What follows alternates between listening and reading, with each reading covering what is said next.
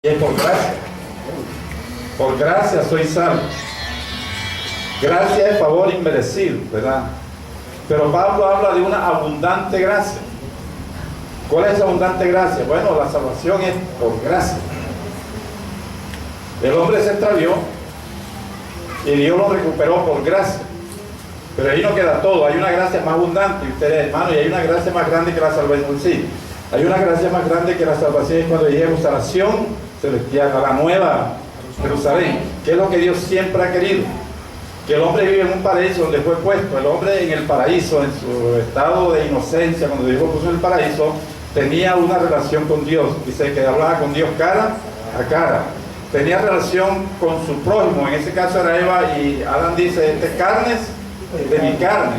Tenía relación con la naturaleza, dice que había en la tierra, cayera un rocío que regaba, o sea, no habían esas grandes tempestades ni esos huracanes que hay ahora. Tenía relación con los animales, dice que aún la serpiente comía tierra, el niño jugaba con la serpiente, el animal todo, o sea, no se mataban unos con otros, o sea, había paz entre los animales. El hombre tenía relación consigo mismo, dice la Biblia que andaba desnudo y no se avergonzaba, pero por causa del pecado esa relación se rompió. El hombre pues se apartó de Dios por causa del pecado. Por causa del pecado empezó la intriga del hombre con el hombre, o sea, Caín mató a Abel, los animales empezaron a matar a los otros para comer, y dice la Biblia que el hombre se avergonzó de sí mismo, estaba desnudo, o sea que toda esa armonía que había en el Edén, hermanos, se rompió por causa del pecado. Pero Dios va a hacer cielo nuevo y tierra nueva, y va a ubicar el hombre nuevamente como estaba en el paraíso, y eso es lo que el apóstol Pablo, abundante gracia. En esta tarde vamos a estudiar dos capítulos del libro de Génesis. El capítulo, vamos por el 26 y el 27. Entonces vamos a orar en esta tarde para comenzar la clase.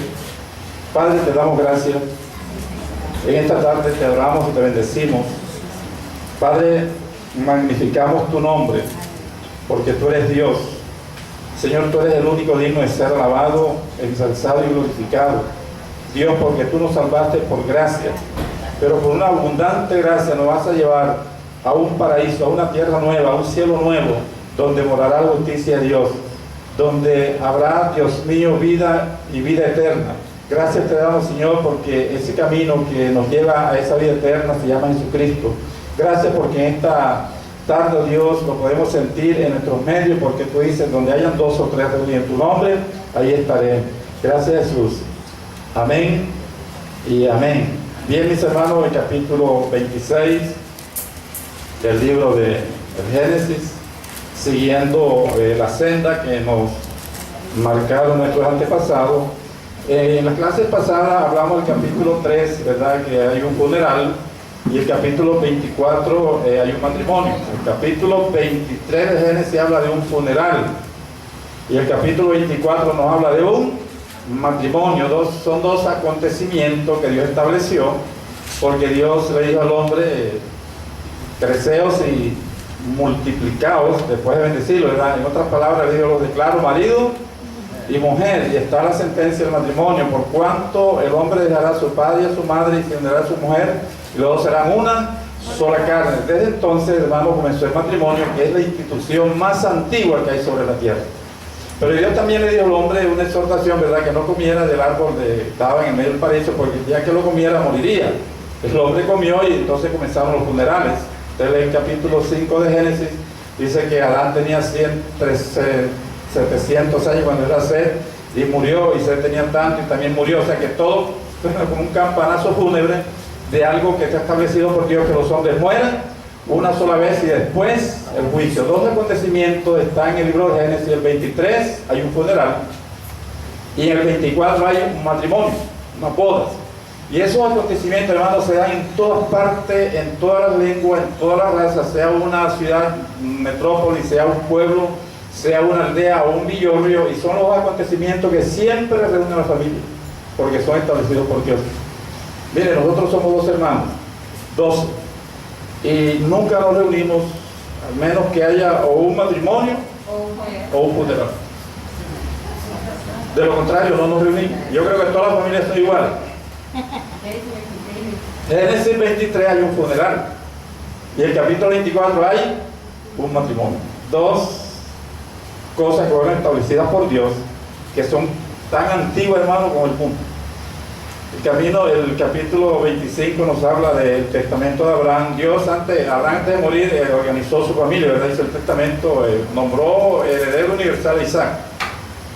Pero a los hijos de Cetura les dio bienes y también a Ismael y los mandó a vivir lejos. Sí, porque Abraham entendió de que la promesa estaba en los lomos de Isaac, para que después no fuera a volverse a pedirle la herencia. Entonces Dios, antes de morir, ordenó su casa. A Isaac lo hizo heredero universal.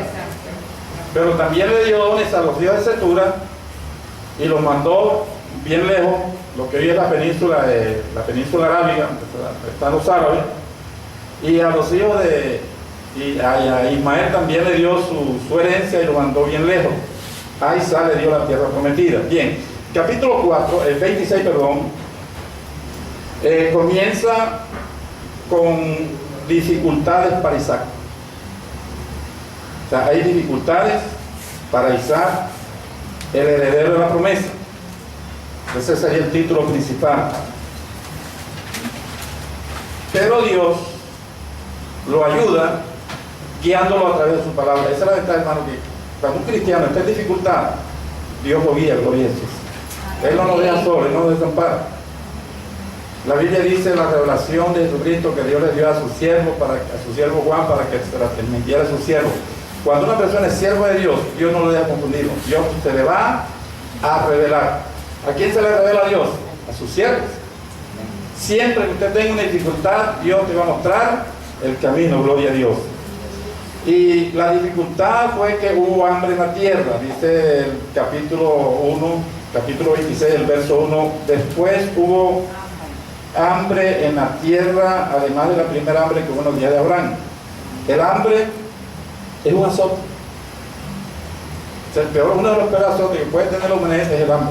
Nosotros aquí en Colombia la desconocemos, porque Colombia es un país tropical donde hay de todo. O sea, en Colombia nunca se acaba el alimento.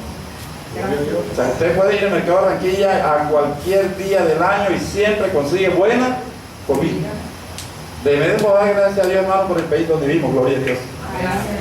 Colombia tiene 3 cordilleras y tiene todos los pisos térmicos. O sea, que aquí en Colombia se produce de todo. Comida en abundancia. Pero hay países, hermanos, donde la comida escasea y la gente muere de inanición. Es un azote. Cuando la gente muere de hambre y ya las personas no ingieren los nutrientes, la grasa se llama las proteínas, entonces las células se empiezan a comer unas con otras y la gente empieza como que a encartonar. Y dicen los que han vivido en África que cuando un niño está muriendo de hambre, que ya se seca, dice que hielo. Si una persona que muere de hambre, las células empiezan como que a devorarse y hay como que un hedor a muerte. Se da un azote. Y la prueba para Isaac es que la tierra que Dios le prometió, hermano, no tenía pan. O sea, había hambre en la tierra. Es una prueba grande. Entonces, como primera medida, vamos a mirar aquí que Dios puso a prueba la fe de Abraham, no, de Isaac, dándole, digamos, pasando por esta prueba, y era que la tierra que le ofreció era una tierra que no tenía pan. Dice la Biblia en la primera carta del apóstol Pedro, en el capítulo 1, verso 7, puede poner eso ahí y en su casa lo va a leer. Dice que la fe tiene que ser probada, dice, para que sometida a prueba vuestra fe. Primera de Pedro, capítulo 1, verso 7. Si usted tiene fe, hermano, Dios se la va a probar. La gente que tenga en el Evangelio 1 año, 2 años, 3 años y nunca haya tenido una prueba, hermano, preocúpese, porque si Dios no le manda la prueba es porque usted no tiene fe.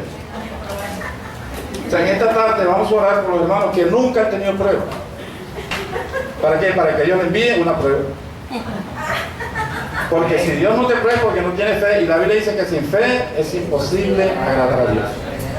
Así que si estás en prueba, Dios está probado, dale gracias a Dios. Ahora, si la fe es grande, la prueba va a ser grande, gloria a Dios. El domingo pasado hablamos de que hubo hambre en el tiempo de Abraham. Hubo hambre en el tiempo de Jacob y hubo hambre en el tiempo de Isaac. ¿Verdad que sí? ¿Recuerdan eso? Sí. Pero Dios, dependiendo del carácter de cada persona, así le manda la prueba. Dios no te va a probar más de lo que tú puedes resistir. Entonces acá en el capítulo de Génesis capítulo, yo le voy a buscar el versículo. Capítulo 46 del libro de Génesis. Dice que cuando hubo hambre en el tiempo de Jacob, el verso 2 dice: y habló Dios a Israel en visión de noche, le dijo, y él respondió: heme aquí. Y dijo: yo soy Dios, el Dios de tu padre, no temas descender a Egipto. O sea que Dios a Jacob lo mandó para Egipto. En los tiempos de Isaac también hubo hambre. Génesis capítulo 26. Y la Biblia dice que cuando hubo hambre se le apareció, el verso 2 también, Génesis 26:2, se le apareció Jehová y le dijo: no desciendas a Egipto. O sea que a Jacob lo manda para Egipto, a Isaac le dice que no vaya a Egipto, y a Abraham en el capítulo 12, por ahí por el verso 10, también hubo hambre, pero Dios a Abraham no lo manda para ninguna parte. Y porque esa es forma variable de Dios tratar con la gente, o sea, que Dios no trata dependiendo de nuestro carácter. Jacob era un hombre ya corrido. Ya Jacob había peleado con su hermano en el vientre tratando de salir primero, ¿verdad? Jacob salió agarrado con el calcañar del hermano, como quien dice, para que no saliera primero, pero al fin se lo ganó. Su providencia dice que... Pero después luchó con él hasta que le compró la primogenitura. Después luchó con el papá para que lo bendijera. Después luchó con Labán con el asunto del ganado.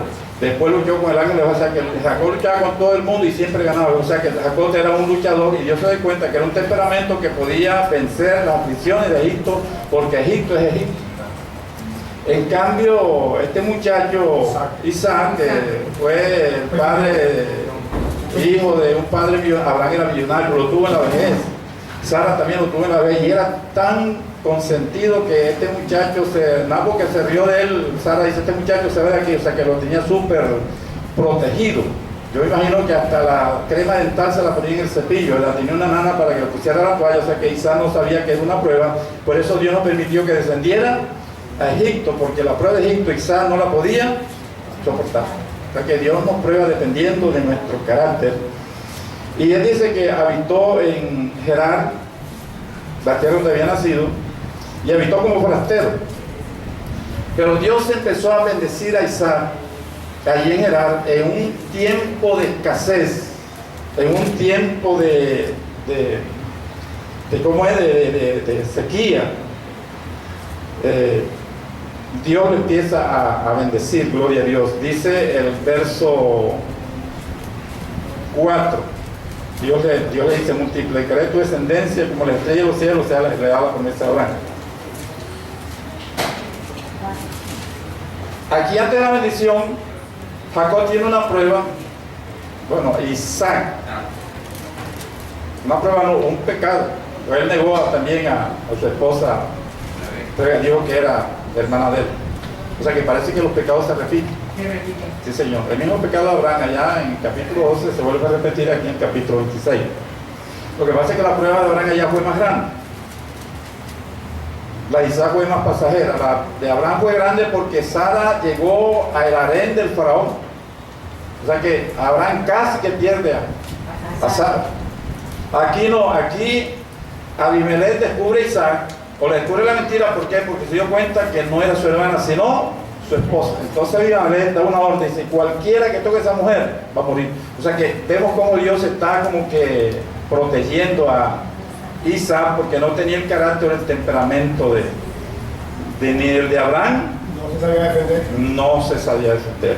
Esa es la pregunta. O sea, Abraham era, Isaac era un hombre pacífico, hombre de campo, un hombre, o sea, no fue mucha la redundancia de su vida. Delicado.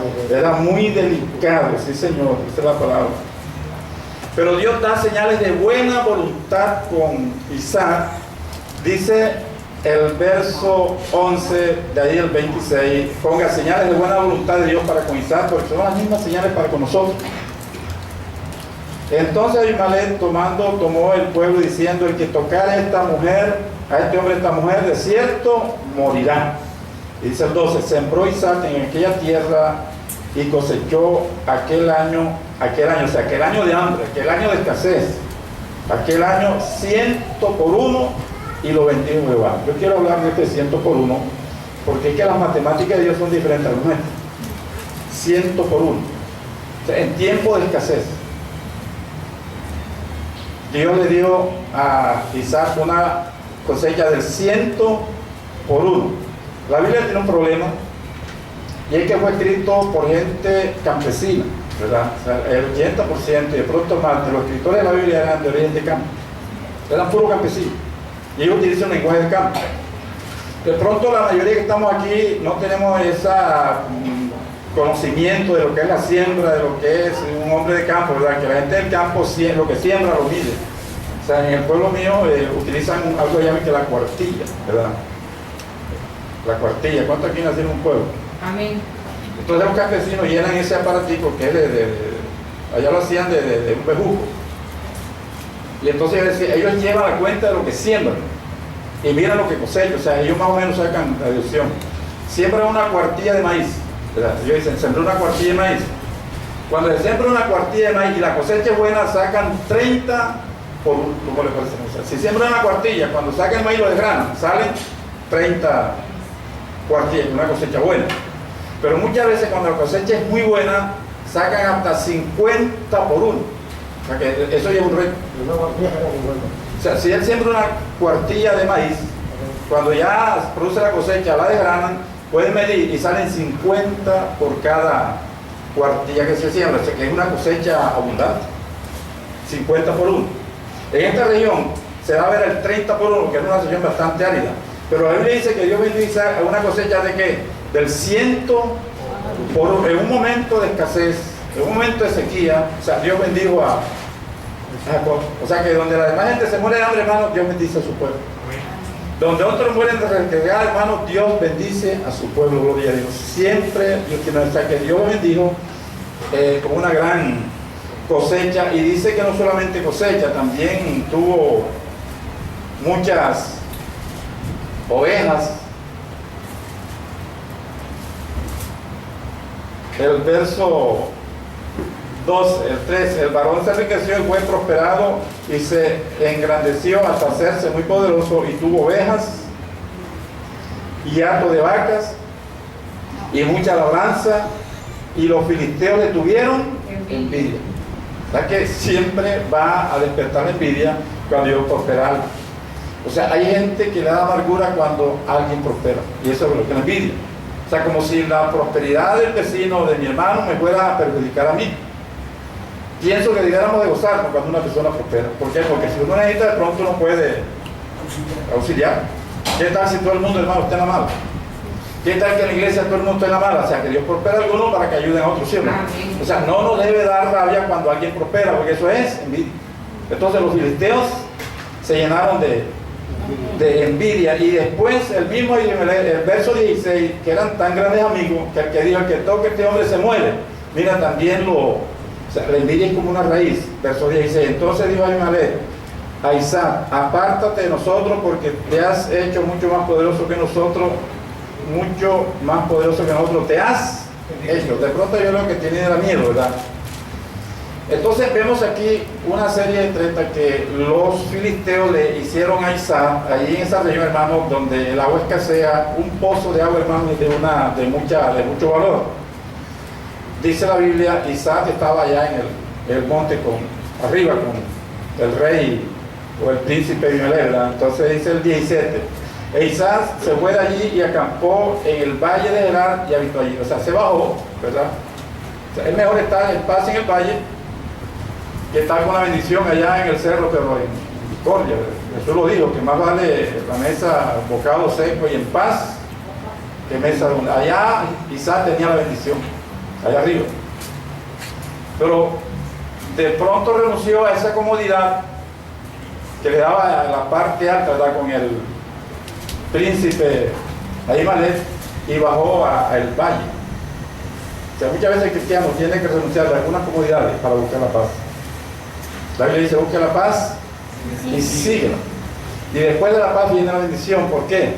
Dice el verso 18: y volvió a abrir los pozos de agua que habían cerrado en los días de Abraham su padre, y que los que habían abierto en los días de Abraham su padre, y que los filisteos habían cerrado después de la muerte de Abraham. O sea, los filisteos no eran gente, digamos, de ganado. Ellos tenían ganado por poquito. Ellos se dedicaban al comercio, a las minas de cobre que explotaban en el Sinaí. Y como no necesitaban el agua para el ganado, hermano, ¿saben qué hicieron? Lo cerraron. Pero ¿qué hizo Isaac? Lo volvió a destapar. Fíjense, hermano, que buscar agua es una bendición. Y yo conocí antes muchos pozos, hablando de esto en la iglesia, hermano, que daban buen agua, tenían fuente de agua de vida. Porque cuando una persona se enchufa con Dios, hermano, de su interior corren ríos. O sea, son gente que son como pozos, ¿verdad? Pero que pronto el diablo los empieza a tapar. Y en este momento hay muchos pozos que están tapados. Que lo que hay que hacer es volverlos a tapar. Hay gente que está rezagada en el evangelio. Conozco hermanos que fueron tremendos maestros. Pero la situación de la iglesia se han rezagado, porque usted va a una iglesia a predicar la sana doctrina, hermano, y no le dan ofrenda, y no le dan el pasaje. O sea que muchas veces los hermanos tienen que pedir a los hermanos. ¿Por qué? Porque el pastor no le da la ofrenda. Entonces es bastante difícil, hermano, que usted vaya a una ciudad, si es que vive por fe, ¿verdad? Porque hay hermanos que dedican de tiempo en tiempo la hora, entonces ellos tienen que congraciarse a predicar lo que el pastor quiere que le prediquen. O sea que los pozos están tapados. ¿Qué hay que hacer, hermano? Volverlos a destapar. Y yo sé que Dios va a destapar muchos pozos, gloria a Dios. Yo le doy gracias a Dios, y aquí el compañero Mejía es testigo, ¿verdad? Yo trabajo en una empresa donde tenía buenas prestaciones sociales, y yo cuando me invito a una iglesia llevo el pase de ida y de venida, porque a mí ningún filisteo me va a tapar, hermano. Siempre hay que explicar la verdad. O sea, el diablo ha tratado de tapar y no ha podido. Yo una vez prediqué un mensaje en una iglesia sobre un Cristo perdido en la fiesta de Pascua, hermano, y el diablo se me levantó. Porque una hermana que llamaba 4 millones de pesos, que creía que le predicaran lo que ella quería oír, quiso taponear el pozo con 4 millones de pesos. Yo no lo puedo tapar. Preferí salir. Porque nosotros no podemos vender no podemos dejar que el diablo tape los pozos, gloria a Dios. Todos los pozos son bendiciones. Y así, todos los pozos, pero algunos están tapados. Sí, algunos están tapados. Algunos ya no predican lo que deben predicar, sino lo que la iglesia quiere oír. Y eso es peligroso. La comodidad. Hermano, lo que pasa es que la situación a veces, no ya cree, hermano, nosotros pues tenemos el trabajo y no vivimos por fe, pero el hermano que se va a predicar a una ciudad y que Dios lo llama por fe, y que deja la esposa de pronto con el frío del gas con la tijera, y de pronto tiene que traer algo, hermano, pues tiene que congregarse. Lo que pasa es que las situaciones no son diferentes, por eso Dios a cada uno le manda su propia prueba. A mí Dios nunca me ha puesto a pasar hambre, hermano. Dios sabe que yo no sé para aguantar hambre. Dios nunca me lo probó por esa manera. Siempre Dios me ha dado. Hay hermanos que yo lo pruebo de esa manera, ¿verdad? O sea, las pruebas son diferentes dependiendo de nuestra consistencia. Por eso uno nunca se debe comparar con otro, ¿verdad? Dios al hermano lo trata de a mí, pero a mí no, a mí me trata de otra. O sea, la prueba mía puede ser otra cosa, ¿verdad? Pero le advierto que una vez me invitaron allá a un pueblo que se llama, ese es Cúcuta. Y me dice, hermano, prepárese porque se va a traer como 6 millones de pesos y le va a mandar el pasaje en avión de ida y de venida y saque, tirarlo en alza, ¿verdad? Pero ¿para qué? Para que vaya a hablar de prosperidad, hermano. O sea, Dios es un Dios de prosperidad, pero eso no es el mensaje principal, eso son las añadiduras. Amén. Entonces dice la Biblia que los pozos que cavó Abraham, ¿quiénes los taparon? Los filisteos, pero Isaac los volvió a destapar. Yo creo que de pronto hay que volver a destapar esos pozos del diablo está tapando, pero Isaac era un hombre persistente, a pesar de que no era un hombre guerrero, era persistente, ¿no? Y la persistencia vence. Entonces se ponga ahí la persistencia de Isaac. Nosotros tenemos que ser persistentes, gloria. Nosotros con el diablo tenemos que ser tercos. Recuerda la viuda que siempre iba y siempre iba y llegó y dice, a esta mujer me va a volar la pega, mejor lo voy a atender. Dice la Biblia en el verso 19, pero cuando los siervos de Isaac cavaron en el valle y hallaron allí un pozo de agua viva, o sea que, fíjense, dejaron aquello, ¿verdad? Que los filisteos dijeron que era de ellos. En el 19 dice que cavaron otro pozo y encontraron agua viva. Y los pastores de Gerar riñeron con los pastores de Isaac diciendo, el agua es nuestra, por eso llamó el nombre del pozo Esek, porque habían altercado con él. La palabra Esek, ¿cómo es? Esek significa altercar. O sea que el valle era un poco angosto, pero los filisteos lo fueron persiguiendo, porque siempre que una persona, hermano, consigue el agua, el diablo no persigue a la gente reseca. O sea, los pozos que no tienen agua, el diablo no lo persigue. O sea, el cristiano tibio, el diablo le echa fresquecito y lo arrulla, ahí está bien. Usted va a leer en su casa el capítulo 17 del libro de Éxodo, en su casa. El pueblo tenía sed. La persona que tiene sed, la persona que está reseca, el diablo no lo persigue ni lo ofrece plata. Ni lo asusta. Capítulo 17, lo va a leer todo. Pero la Biblia dice que Moisés tocó la roca y salió agua. Tan pronto salió el agua, el capítulo 17, la segunda parte es que Amalek se levanta y ataca a Israel. O sea que mientras que estaban resecos, Amalek no se levantó. Tan pronto tenía agua, Amalek se levantó. ¿Y saben por dónde empezó a atacar Amalek?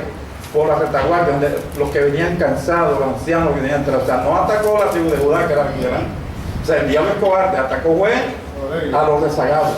O sea, de que si tú vienes rezagado, hermano, ponte las pilas, porque siempre el diablo ataca es lo de la retaguardia, sí señor. Hubo pelea por las aguas, pero aquí, hermano Isaac nos recuerda de pronto el sermón del monte, donde dice que nosotros debemos de amar a los enemigos, gloria a Dios. O sea que Isaac no se ponía ahí a pelear agua, sino que si peleaba aquí iba más allá y allá abría y siempre conseguía agua, gloria a Dios, siempre conseguía agua. Un camello con su adversario. Dios lo bendecía y venía los filisteos, es nuestra, y bueno, vamos adelante. O sea, pero no se ponía a pelear. ¿Por qué? Porque él sabía que la bendición, hermano, no se consigue con peleas, sino buscando el rostro del Señor. O sea, aquí estamos hablando de la persistencia de Isaac. Era un hombre persistente.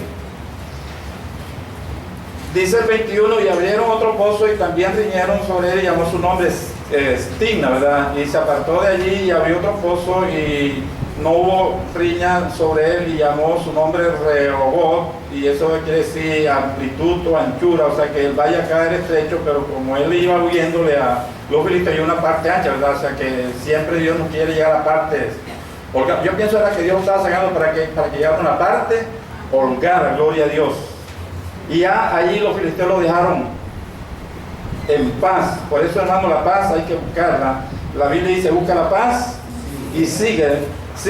Y dice, y de allí subió a Beerseba, su antigua tierra, gloria a Dios. Y entonces Dios le vuelve a repetir la bendición de Abraham, ¿verdad? O sea, después de la lucha Dios le da la bendición. Cuando uno lucha, hermano, siempre va a tener la bendición de Abraham. Siempre Dios te va a dar la bendición después de la batalla. O sea que para conseguir la batalla, la victoria, primero tenemos que pelear, la gloria a Dios. O sea, esto fue una guerra que tuvo, ¿verdad? Conseguía agua aquí y a los filisteos, pero él iba allá y a los filisteos, hasta que por fin lo dejaron quieto. Entonces Dios le dio una tierra ancha, porque eso es lo que quiere decir la palabra, ¿cómo es? Rehoboth. O sea, lugar amplio, lugar de amplitud, lugar suficiente. Y ese lugar suficiente, hermano, para nosotros es el cielo, gloria a Dios. Bueno, este capítulo 26 termina con la amargura, el verso 24. Dice que cuando Esaú era ya de 40 años, tomó por mujer a Judith, hija de Beri Eteo, y de Bexán, hija de Ron Eteo. O sea, emparentó con la tierra o los pueblos que Dios iba a destruir. O sea, esos pueblos Dios los iba a destruir. Y Dios le dijo a Abraham que no se enredara con esos pueblos, porque Dios los iba a destruir. Este hombre era bastante profano. Bien, vamos a estudiar el capítulo 27, que es de mucha importancia. Jacob obtiene la bendición de Isaac. Aquí comienza ya los estorbos para el plan de Dios traernos la salvación. Aconteció que cuando Isaac envejeció y sus ojos se oscurecieron, quedando sin vista, llamó a Esaú su hijo mayor y le dijo: hijo mío, y él respondió: heme aquí. Y dijo: he aquí, ya estoy viejo, no sé el día de mi muerte. O sea que aquí también Jacob, pensando en la muerte, quiso arreglar su casa de la manera como lo hizo Abraham en el capítulo 25. O sea, empezó a hacer el testamento. Pero ya aquí en adelante lo que encontramos es estorbo para el plan de Dios. O sea que Dios siempre tenía que arreglar lo que los hombres dañaban. Jacob sabía que la primogenitura le tocaba. Isaac sabía que la primogenitura le tocaba era a Isaac. Perdón, a Jacob.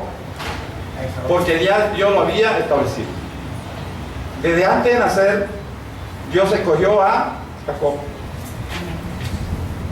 Eso lo sabía Isaac. También lo sabía Rebeca, su esposa. También lo sabían ellos dos.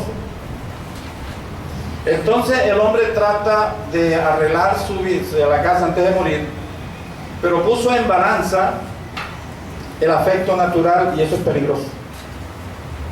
¿Por qué? Porque Rebeca se identificó con Jacob, tomó partido en Jacob, y el papá Isaac tomó partido fue con Esaú. O sea, es malo poner en balanza afectiva las cosas de Dios. Las cosas de Dios no se manejan con el corazón, se manejan a través del Espíritu Santo.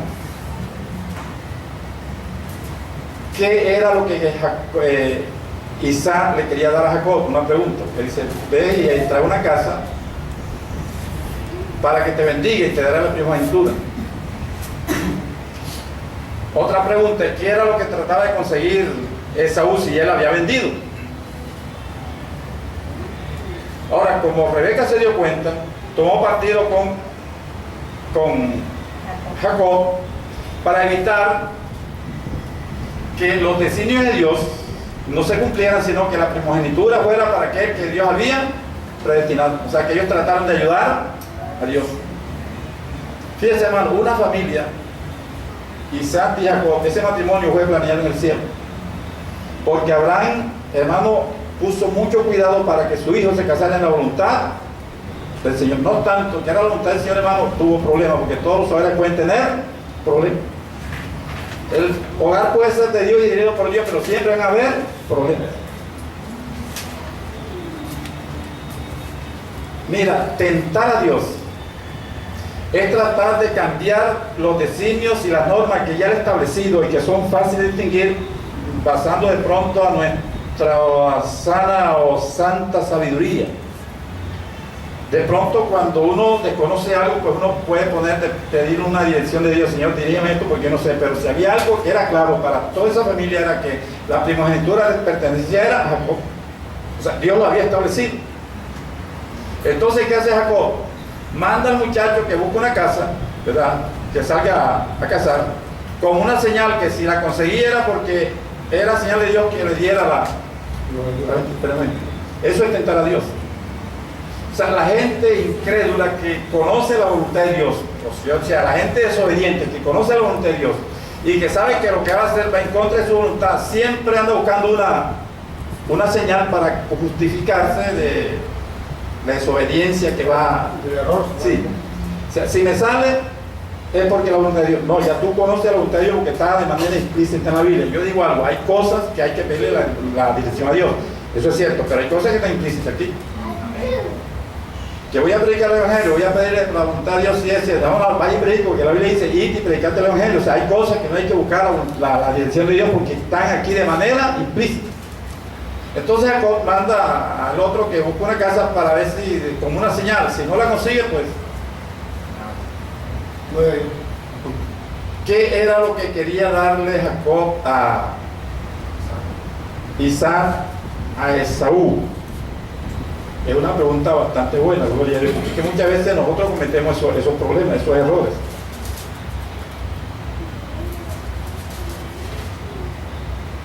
Cuando Rebeca oyó de que Isaac mandó al otro a buscar una casa para darle la primogenitura, le dijo a Jacob: búscate un cabrito. Entonces quedó partido de ahí del corral. Yo lo hizo y tú se lo llevas a tu padre para que te bendiga. Jacob se rezagó. Oye, y si mi padre se da cuenta, lo que me vas a maldecir. Hombre, Rebeca sabía que Dios había dicho que la primogenitura era de Jacob. O sea, a Rebeca le faltó fe. O sea, si nosotros miramos la historia, abuela de pájaro, pues ella hasta de pronto estaba haciendo algo bueno, ella estaba ayudando a Dios, pero es que Dios no necesita ayuda. Cuando Dios tiene algún designio, hermano, se cumple, porque recuerden que en clases anteriores hablamos de que el pacto era incondicional y no dependía de la contraparte. Si Rebeca hubiera tenido la fe de Abraham, ella hubiera esperado en Dios y no hubiera hecho la patraña que hizo. O sea, la cosa suena como bien, ¿verdad? Porque ella lo que pensó fue ayudar a Dios. Podemos decir que estaba actuando bien. Y entonces le dijo: ves y haz. Si esa mujer hubiera tenido la fe de Abraham, que fue capaz de levantar el cuchillo para matarle la promesa, ella hubiera esperado, porque Dios después le da la bendición a Jacob sin ningún engaño. O sea, cuando Isaac se la repite de nuevo. Jacob se metió en un lío porque, mire, hermano, que un pecado engendra pecado. Ubíquese en la porción que estamos estudiando, el capítulo 27. Mire esta historia, hermano, que es como que tan cotidiana en nuestros días. El 27. Dice el verso 12: quizás mi padre me tendrá por burlador y traeré sobre mí maldición y no bendición. Y su madre respondió: hijo mío, sea sobre mí tu maldición, solamente obedece mi voz y tráemelo. Entonces él fue y lo tomó y lo trajo a su madre, y su madre hizo el guiso como le gustaba a su padre, ¿verdad? Y tomó Rebeca los vestidos de Saúl, y aquí empiezan las artimañas. Dice el 16 que cubrió sus manos de la piel del animal, etcétera, etcétera. Pero entonces dice el 18: entonces este fue a su padre y le dijo: padre mío. E Isaac respondió: heme aquí, ¿quién eres tú, hijo mío? Entonces Jacob aquí dice la primera mentira, ¿verdad? Yo soy Esaú, tu primogénito. He hecho como tú me dijiste. Segunda mentira. O sea, la primera mentira fue que dijo que soy Esaú. Y después dijo: he hecho como tú. O sea, lo mandó fuera mamá. O sea, que uno para tapar una mentira tiene que decir otra mentira. Van dos. Levántate ahora y siéntate y come de mi casa. Esa es otra mentira, porque no la casó, él la cogió del corral. Fíjate, hermano, que es un desastre de mentira. Para que me bendigas. Entonces Isaac dijo a su hijo: ¿cómo es que la has hallado tan pronto, hijo mío? Y él respondió: porque Jehová tu Dios hizo que la encontrara delante de Isaac. Ahora mete a Dios en el cuento. Cuatro mentiras. Y la otra cosa más grande. Porque siempre para tapar una mentira hay que decir otra más grande y otra más grande, hasta que al fin, hermano, la mentira se descubre. Usted se va a tapar con una sábana y la sábana tiene que ser más grande que usted. Ahora metió a Dios en el cuento, gloria a Dios. Isaac le dijo: acércate ahora y te palparé, hijo mío. Es tremendo susto que se llevó ese muchacho, hermano. Por si él es mi hijo o no, Esaú no. Y él se acercó a Jacob, pero como el asunto estaba tan bien planeado,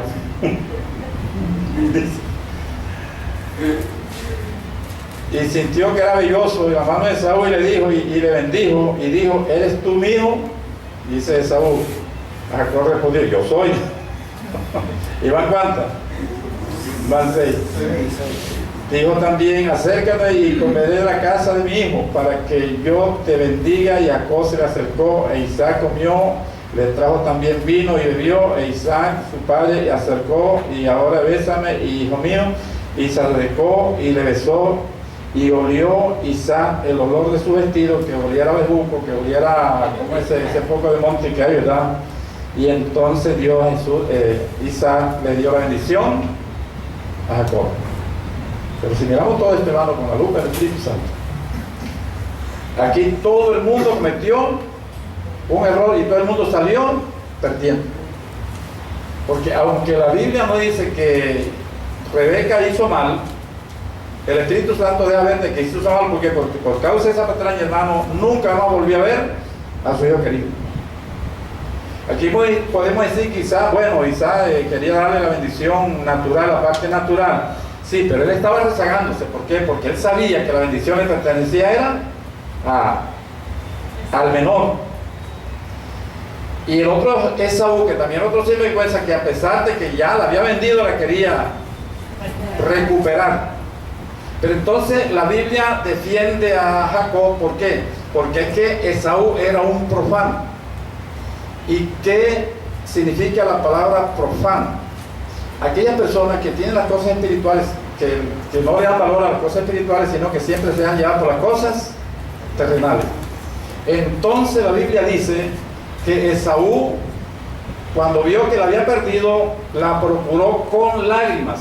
O sea que ya no había remedio. ¿Por qué? Porque Esaú desde un comienzo se dio cuenta que era profano. Primero, porque le vendió su primogenitura. Segundo, porque se casó con las cananeas. O sea que él estaba demostrando que no podía ser el heredero de la promesa. Y entonces Dios tuvo que intervenir, ¿verdad?, para que la promesa se le diera finalmente al que la merecía. Pero la Biblia dice que finalmente Esaú la procuró con lágrimas. Dijo, Señor, y no queda nada para mí. Hermano, aplicando eso a nuestra vida espiritual, es una gran realidad que se está viviendo en las iglesias.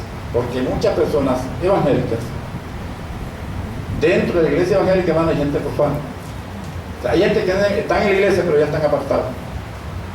Porque son profanos.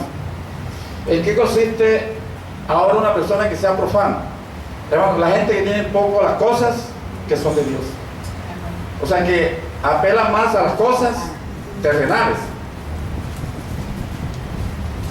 Yo les voy a hacer una pregunta. Dios a nosotros no nos ha dado cosas que son sagradas, como por ejemplo los cultos, ¿verdad?, del matrimonio, las alabanzas, la palabra. ¿Qué tanto amamos nosotros estas cosas sagradas que Dios nos dio? O sea, ¿cuál es el valor que le estamos dando? Les digo, hermano, que si aplicamos esto en nuestra vida, mucha gente va a llegar al cielo y solamente va a llegar a la puerta y van a tocar y van a decir, Señor, Señor, pero en tu nombre echamos fuera demonios, ¿verdad? Y hablamos en otras lenguas. Pero Mateo capítulo 7, verso 22 dice que Jesús dirá, apartad de mí, maldito, porque fueron unos profanos. Les voy a hacer una pregunta. ¿Cuál debe ser la actitud de una persona en el templo? Que un pastor convierta un templo en una caseta evangélica, hermano, eso es un profano. Eso, se está profanando el templo. Que por asuntos de dinero se lleve a un cantante de champeta, ¿verdad?, y que la gente con sombrero empiecen a bailar en el templo, eso se está profanando el templo. O sea, hay muchas Esaú dentro de las iglesias, que en aquel día van a decir, Señor, pero yo profeticé y que fuera demonio. La enseñanza de fondo es, hermano, que nosotros no podemos despreciar la primogenitura. No la podemos cambiar por un plato de lentejas. ¿Qué estamos haciendo con los cultos? Hermanos, de pronto venimos de cualquier manera. O sea, venimos de pronto a mirar si la hermana estaba estrenando zapatos, si se estiró el pelo, si se lo pintó, si no se lo pintó, si la ropa le queda bonita. Pero no venimos a buscar lo que sea. No le estamos dando el valor a lo que tiene esta reunión. Gloria a Dios. Sí, la disposición. Muchas veces, al venir a la iglesia, muchos somos profanos. O sea, porque estamos profanando este lugar. Yo les invito a que ustedes busquen conmigo el libro de Levítico, capítulo 23, y vamos a mirar la actitud que nosotros tenemos que tener con las cosas sagradas. La palabra, la Biblia, ¿verdad? Algunos la tienen por desodorante, siempre con ella debajo del brazo. Los cultos, Levítico. Acuérdate de Mateo 22, Mateo 20. Sí, Mateo no, capítulo 7, verso 22. O sea, mucha gente que habla en lengua y que echa fuera demonios, son profanos, ¿no? Número, después el número viene de Levítico, antes de Levítico está el número. Ubíquese el libro de Levítico, capítulo, yo le dije 23, ¿verdad? 23, sí, claro. Mire, habló Jehová a Moisés diciendo: habla a los hijos de Israel y diles: las fiestas solemnes de Jehová, las cuales proclamarás como santa convocación, son estas. De aquí en adelante empiezan a descifrar 7 fiestas, que es la Pascua en el verso 5, la primicia en el verso 10, la gavilla en el verso 12, la fiesta de Pentecostés en el verso 16, la fiesta de las trompetas en el verso 24, la fiesta de la expiación en el verso 26 y la fiesta de los tabernáculos en el verso 32. Hay 7 fiestas establecidas en el capítulo 23 y usted en su casa la va a buscar. ¿Cómo tenían que ser esas fiestas? Lea el verso 2 y me va a decir cómo tenían que ser esas fiestas. El verso 2, descríbanlo. Sí, el verso 2.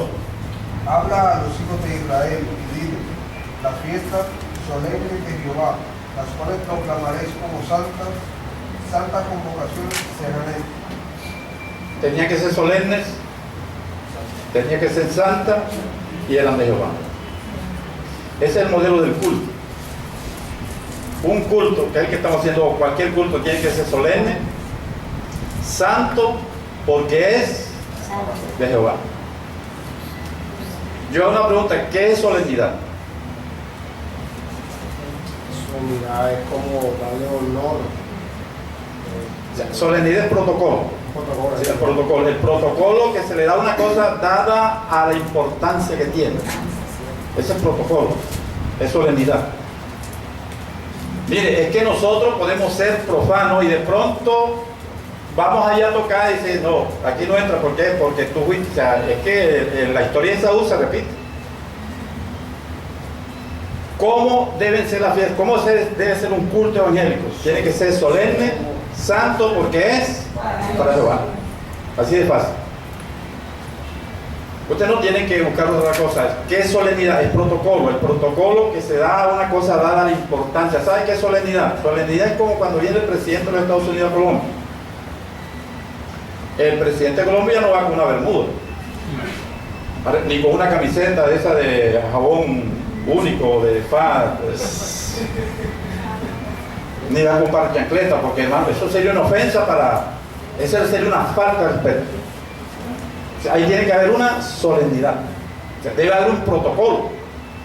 Y mire, para esos eventos hay un maestro de protocolo. Yo pienso, hermano, que en culto debe haber un maestro de protocolo, gloria a Dios, que se ponga allí para ver si la gente viene dispuesta con el protocolo que se debe de dar, porque aquí venimos a hacer un protocolo, no el presidente de los Estados Unidos, sino el Rey de Reyes y Señor de Señores. Ese día el presidente de aquí de Colombia va donde ellos tienen un asesor de imagen. O sea, los presidentes tienen asesor de imagen que le dice: "Mire, pónganse este vestido, traten que la cámara lo enfoque a este lado, los peinos, lo preparan". ¿Por qué? Porque va a recibir a la presidenta de Argentina por bajar más le ponen una alfombra y ponen el ejército allá con una trompeta a tocar el himno. Eso es un protocolo. ¿Por qué? Porque hay una solemnidad. Pero hermano, muchas veces en la iglesia de cualquier manera. ¿Por qué? Porque hermano, allá en la iglesia hablamos. ¿Quién ha dicho que aquí se viene a hablar, hermano? Usted no sabe que a veces, hermano, en la iglesia hablamos. Ese falta de respeto. Si usted quiere hablar con ellos, habla allá afuera, hermano, pero esto aquí se respeta. Aquí tiene que haber un protocolo. Y después del culto y antes del culto, hermano, empezamos a tirar lengua y a tirar lengua y a tirar. Mire, tenemos que cuidar la salvación. De pronto estamos vendiendo la primogenitura. De pronto podemos ser profanos porque no estamos apreciando las cosas sagradas. Solemnes y santas porque son para Jehová. ¿Cómo le parece un baterista, hermano, con una camiseta? Porque yo lo vi en un culto. con un mechón, con el pelo por aquí y la camiseta más para que le vieran, y con una pantaloneta ministrándole al Señor en el lugar santo. Mire, tanto es profano el que lo hace como el pastor que lo pasa. Amén. Yo pienso que el culto, el púlpito, el altar, el templo se tiene que respetar, porque aquí le venimos a rendir la oración es al Rey de Reyes y Señor de Señores. No es al presidente de los Estados Unidos, no es la presidenta argentina, es al creador del universo. Usted me quiere acompañar en el libro de Juan, el Evangelio según San Juan, capítulo, a ver, yo les voy a buscar la cita.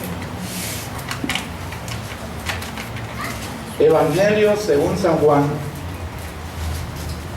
el capítulo 5. Va a leer conmigo el verso 1 y yo les voy a hacer algunas preguntas. Busquen todos Evangelio según San Juan, capítulo 5, y van a leer el verso 1. ¿Qué dice ese versículo? En voz alta lo va a leer. Después de estas cosas había una fiesta de los judíos y subió Jesús a Jerusalén. Esta fiesta se dice que era el tabernáculo. Yo digo una cosa, ¿por qué si en Levítico 23 dice que era la fiesta de Jehová, ahora no dice que de Jehová sino la fiesta de los judíos? ¿Por qué no dice fiesta de Jehová? Porque ya no eran santos. Porque no eran santas ni eran solemnes. O sea, la volvieron una rutina. La fiesta de los judíos. Debería decir la fiesta de Jehová. ¿Por qué no era de Jehová? Porque ni eran solemnes ni eran santas. Voltee una hojita y usted va a llegar al capítulo 7 y va a leer conmigo el verso 2. 7:2 del libro de Evangelio según San Juan. Estaba cerca la fiesta de los judíos, la de los tabernáculos. Y usted sigue leyendo y siempre habla de la fiesta de los judíos. Es una tristeza, hermano, de que en esa fiesta no estuviera Dios. La hacían en nombre de Dios y la hacían para Dios, pero Dios no estaba en el asunto. ¿Por qué? Porque donde no hay santidad y no hay solemnidad, hermano, no está Dios. ¿O usted cree que un culto que haga en el Metropolitano y traigan el grupo rojo una cantidad de gente sin vergüenza, tocando champeta y que cobren la entrada en 70,000 pesos, hermano, y que llegue la gente con cabello y mostrando el tatuaje? Ahí va a estar Dios. Hermano, está cualquier cosa menos Dios. Hermano, para que Dios esté tiene que haber solemnidad y tiene que haber santidad, y eso la gente lo llama religiosidad. ¿Cómo le parece, hermano? O sea, la iglesia que tratan de guardar la solemnidad, algunos pastores sin vergüenza están diciendo es que ellos son religiosos. No, hermano, no es religión, es solemnidad. Es que lo de Dios es santo. Entonces Saúl procuró la bendición después que la perdió con lágrimas. ¿Alguien me quiere ver aquí lo que dice el Evangelio según San Mateo, capítulo 7, verso 22? Y con eso terminamos. Muchos me dirán en aquel día, Señor, Señor, no profetizamos en tu nombre, y en tu nombre echamos fuera demonios, y en tu nombre hicimos muchos milagros. Y entonces les declararé, nunca os conocí, apartados de mí, hacedores de maldad. Y es de mal, era gente pentecostal, gente que hablaba en lengua y que fuera demonios y profetizaba Lo usaba el Señor. y los usaba el Señor, pero no entraban. Algunos van a ir a la puerta pero no entran. No hallaban en santidad. Ni eran solemnes ni eran santos. Sí, porque yo he visto mucha gente, hermano, que predica. Mire, una vez allá en el barrio, por allá te voy a explicar, como el que lo había puñalado y predicó sin camisa para que la gente veía la puñalada. ¿Cómo le puede? O sea, aquí en el barrio, dice, hermano, está predicando sin camisa, ¿para qué? Dice, para que lo vieran. Eso no es solemne, hermano. Mire, tenemos que cuidar la salvación. La enseñanza que nos dejan estos hombres es la senda antigua. Y tenemos que andar por ella, de lo contrario nos podemos perder. Hablamos